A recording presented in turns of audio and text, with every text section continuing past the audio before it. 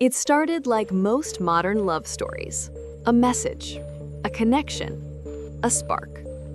Ryan Poston was 29, smart, confident, and charming. A young attorney building a name for himself in Kentucky.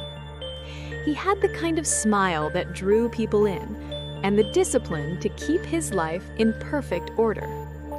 Then came Shayna Hubers. She was younger, full of energy, and immediately captivated by Ryan. At first, they seemed perfect together. Friends called them the power couple, ambitious, attractive, inseparable. But love built on control never stays calm for long. Ryan was the kind of man who valued freedom. He worked hard, socialized often, and kept his private life quiet. Shayna wanted more attention, more reassurance, more of him. She wanted to be everything he needed, even if it meant losing herself in the process. What began as affection soon turned into possession. Shayna would text Ryan dozens of times a day. When he didn't respond, she'd call. When he didn't pick up, she'd drive to his house. It wasn't love anymore. It was obsession. Ryan started pulling away. He told friends he felt trapped. He even mentioned ending things for good. But breaking up with Shayna wasn't easy. Every time he tried, she'd show up in tears, promising to change. It was a pattern, one that friends noticed and feared. Then came the night of October 12, 2012.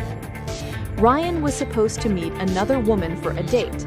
Her name was Audrey Bolte, a former beauty queen. He had told Shayna that things were over between them.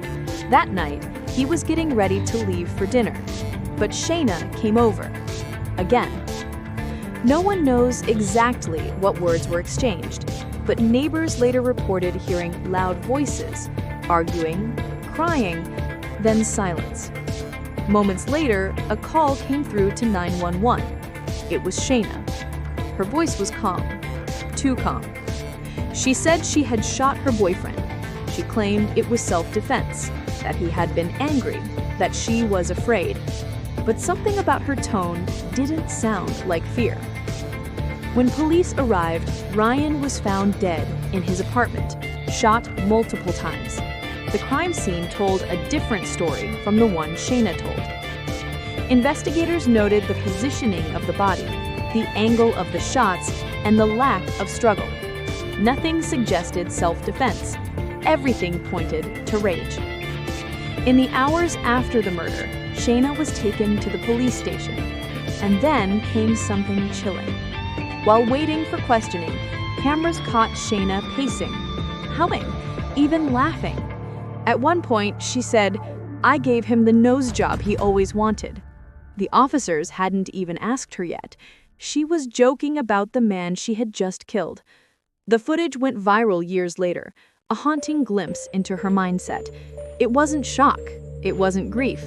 It was something darker. As the investigation unfolded, the truth came out piece by piece.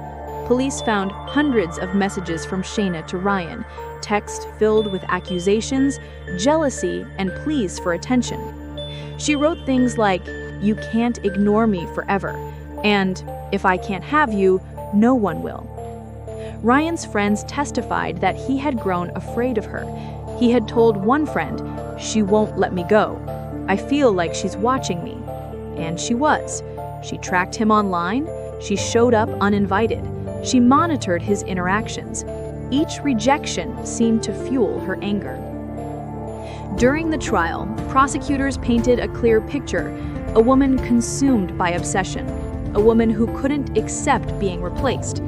They said she shot Ryan in cold blood, moments before he was supposed to meet another woman. They argued it was not fear, but jealousy that pulled the trigger. The defense claimed otherwise. They said she acted out of panic, that Ryan was verbally abusive, that she feared for her life. But the evidence didn't match her story. The jury saw her police footage. They saw her lack of remorse. They heard her own words. And when the verdict came, the courtroom was silent. Guilty. mass murder. Shayna Hubers was sentenced to life in prison with a chance of parole after 20 years. For Ryan's family, it wasn't closure. There's no closure when a life is taken over something as fragile as pride. His friends remembered him as intelligent, kind, and full of promise. A man whose only mistake was loving someone who couldn't let go.